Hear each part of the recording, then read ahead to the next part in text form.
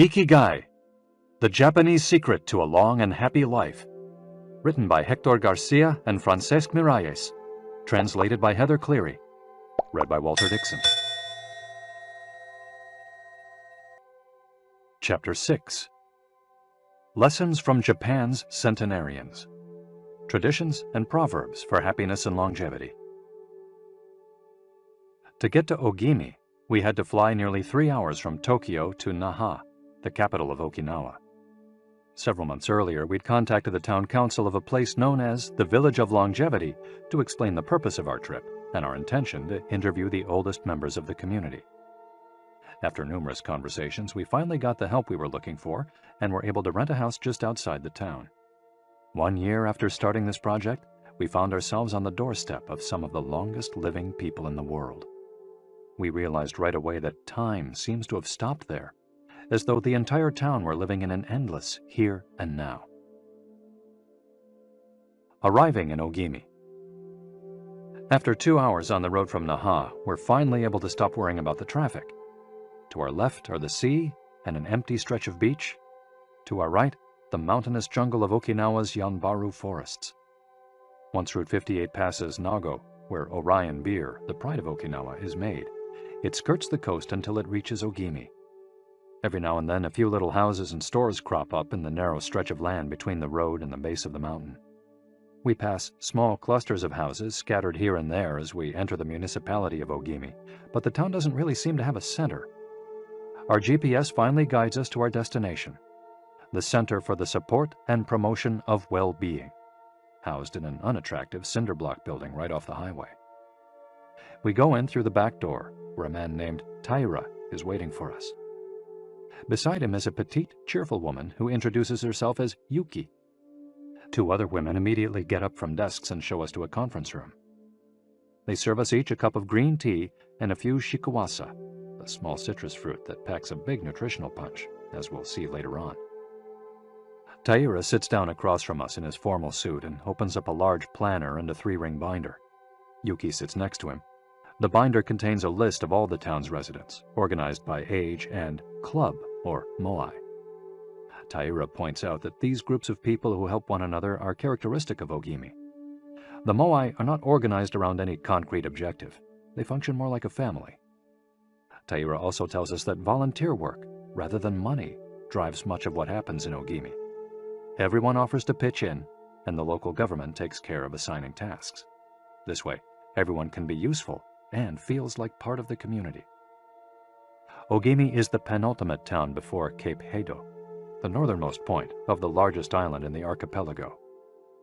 From the top of Ogimi's mountains, we're able to look down over the whole town. Almost everything is the green of the Yanbaru jungle, making us wonder where the nearly 3,200 residents are hiding. We can see a few houses, but they're scattered in little clusters near the sea or in small valleys, accessible by side roads. Communal life. We're invited to eat in one of Ogimi's few restaurants, but when we arrive, the only 3 tables are already reserved. "Don't worry, we'll go to Churaumi instead. It never fills up," says Yuki, walking back to the car. She's still driving at age 88 and takes great pride in that. Her co-pilot is 99 and has also decided to spend the day with us. We have to drive fast to keep up with them on a highway that is sometimes more dirt than asphalt.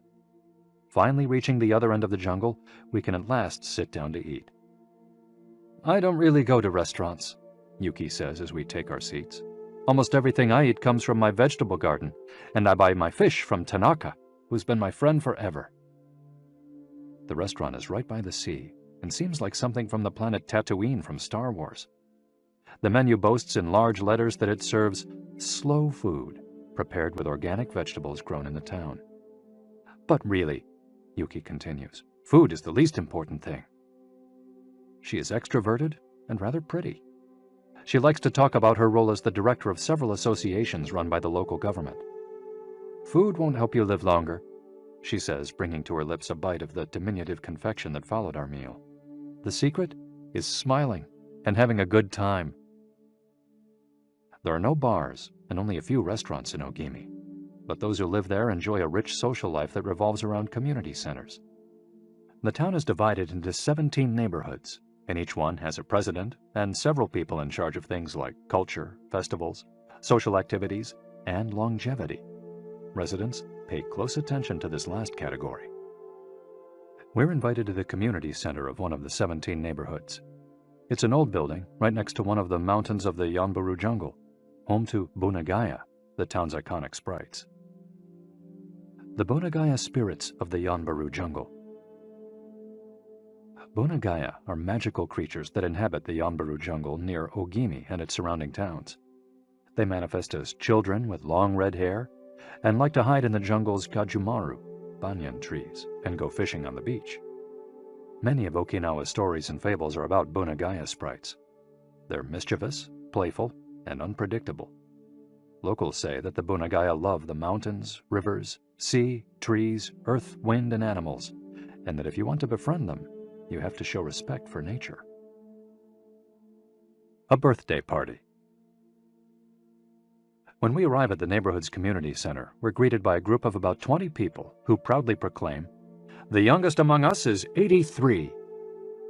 We conduct our interviews at a large table while drinking green tea. When we finish, we're brought to an event space where we celebrate the birthdays of 3 members of the group.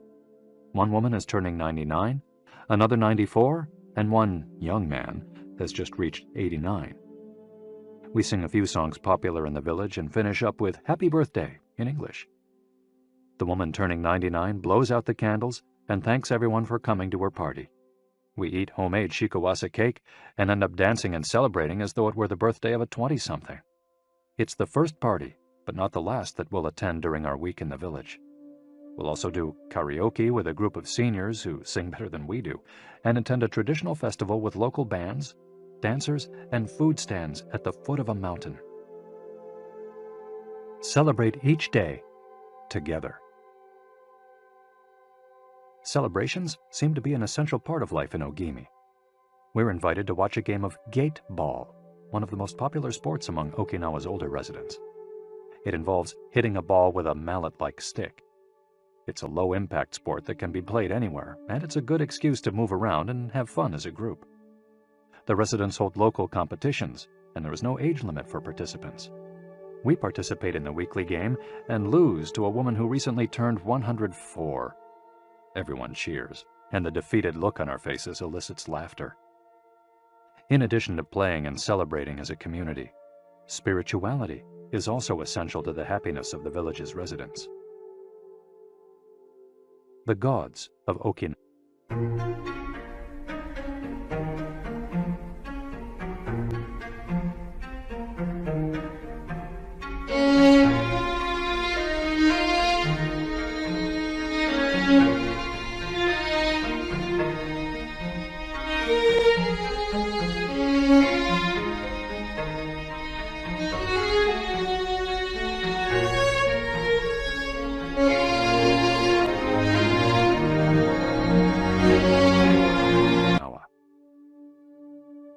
The main religion in Okinawa is known as Ryukyu Shinto.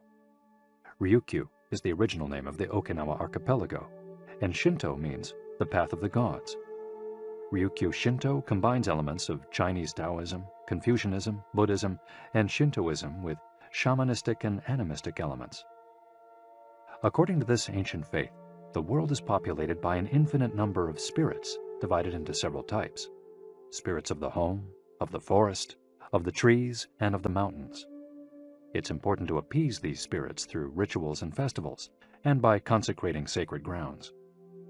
Okinawa is full of sacred jungles and forests, where many of the 2 main kinds of temples are found, the Utaki and the Uganju. We visited an Uganju, or small open-air temple, adorned with incense and coins next to a waterfall in Ogimi. The Utaki is a collection of stones where people go to pray and where, supposedly, spirits gather.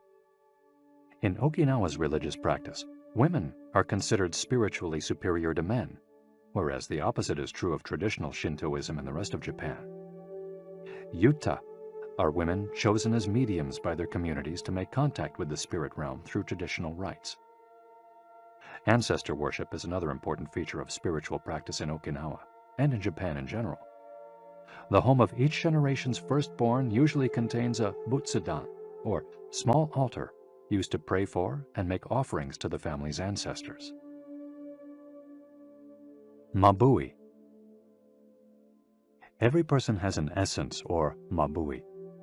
This mabui is our spirit and the source of our life force. It is immortal and makes us who we are. Sometimes the mabui of someone who has died is trapped in the body of a living person. This situation requires a separation ritual to free the mabui of the deceased. It often happens when a person dies suddenly, especially at a young age, and his or her mabui does not want to move on to the realm of the dead. A mabui can also be passed from person to person by physical contact. A grandmother who leaves her granddaughter a ring transfers a part of her mabui to her. Photographs can also be a medium for passing mabui among people. The older, the stronger. Looking back, our days in Ogimi were intense but relaxed, sort of like the lifestyle of the locals, who always seemed to be busy with important tasks, but who, upon closer inspection, did everything with a sense of calm. They were always pursuing their Ikigai, but they were never in a rush. Not only did they seem to be happily busy, but we also noticed that they followed the other principles for happiness that Washington Burnap stated 200 years ago. The grand essentials to happiness in this life are something to do, something to love, and something to hope for. On our last day, we went to buy gifts at a small market at the edge of town. The only things sold there are local vegetables, green tea, and shikawasa juice, along with bottles of water from a spring hidden in the Yanburu forests, bearing labels that read, "Longevity Water." We bought ourselves some of this longevity water and drank it in the parking lot, looking out over the sea and hoping that the little bottles that promised a magic elixir would bring us health and long life, and would help us find our own Ikigai. Then we took a photo with the statue of Abunagaya and walked up to it one last time to read the inscription. A declaration from the town where people live longest. At 80, I am still a child. When I come to see you at 90, send me away to wait until I am 100. The older, the stronger. Let us not depend too much on our children as we age. If you seek long life and health, you are welcome in our village, where you will be blessed by nature, and together we will discover the secret to longevity. April 23, 1993, Ogimi Federation of Senior Citizens Clubs. The interviews. Over the course of a week, we conducted a total of 100 interviews, asking the eldest members of the community about their life philosophy, their Ikigai, and the secrets to longevity. We filmed these conversations with 2 cameras for use in a little documentary, and chose a few especially meaningful and inspiring statements to include in this section of the audiobook. 1. Don't worry. The secret to a long life is not to worry, and to keep your heart young. Don't let it grow old. Open your heart to people with a nice smile on your face. If you smile and open your heart, your grandchildren and everyone else will want to see you. The best way to avoid anxiety is to go out in the street and say hello to people. I do it every day. I go out there and say hello and see you later. Then I go home and care for my vegetable garden. In the afternoon, I spend time with friends. Here, everyone gets along. We try not to cause problems. Spending time together and having fun is the only thing that matters. 2. Cultivate good habits.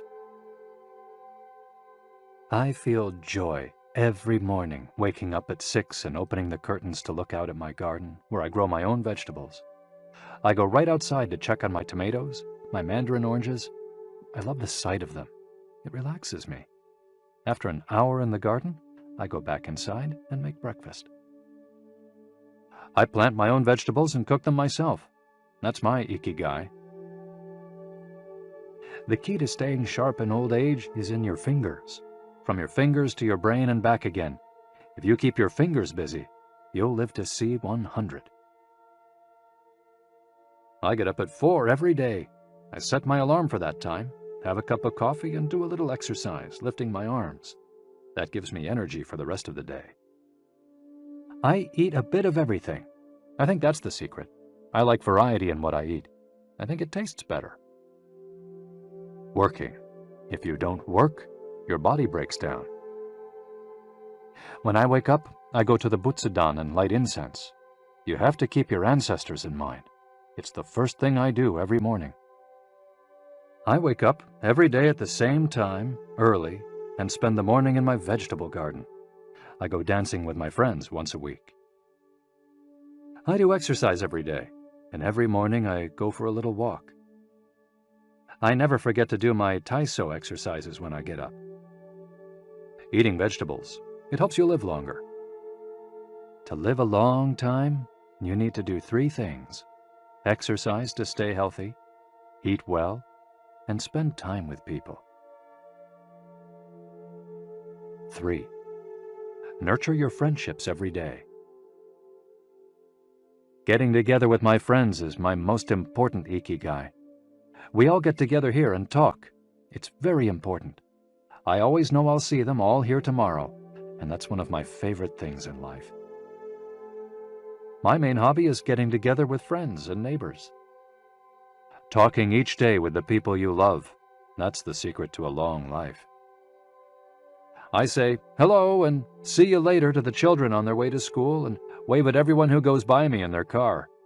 Drive safely, I say.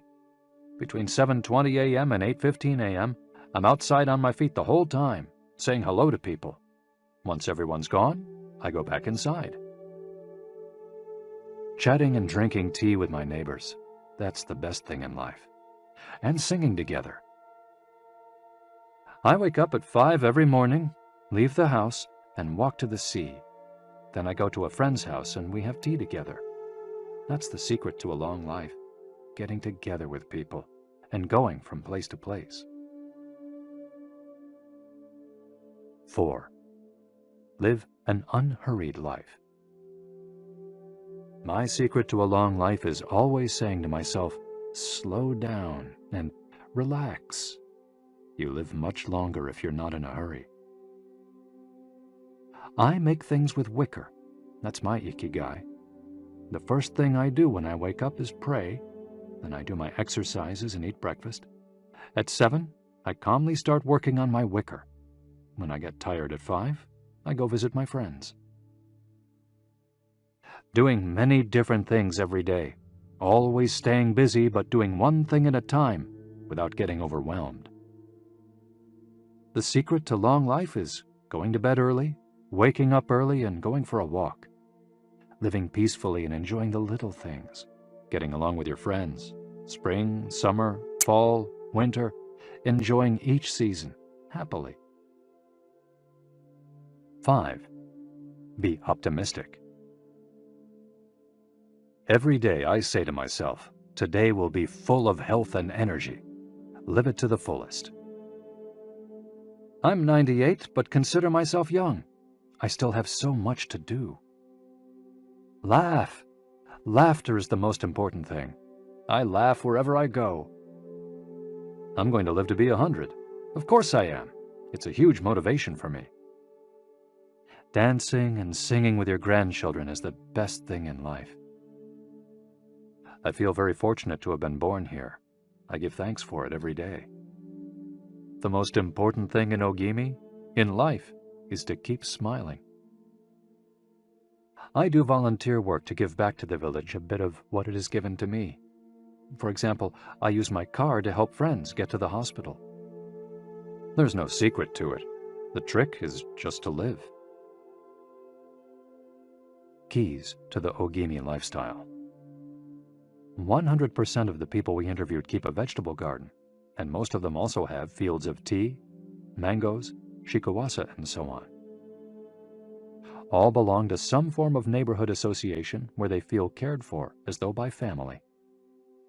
They celebrate all the time, even little things. Music, song, and dance are essential parts of daily life. They have an important purpose in life, or several. They have an Ikigai, but they don't take it too seriously. They're relaxed and enjoy all that they do. They are very proud of their traditions and local culture. They are passionate about everything they do, however insignificant it might seem. Locals have a strong sense of yui ma'aru, recognizing the connection between people. They help each other with everything from work in the fields, harvesting sugarcane or planting rice, to building houses and municipal projects.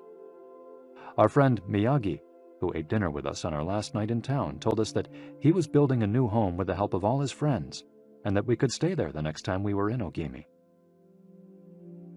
They are always busy, but they occupy themselves with tasks that allow them to relax.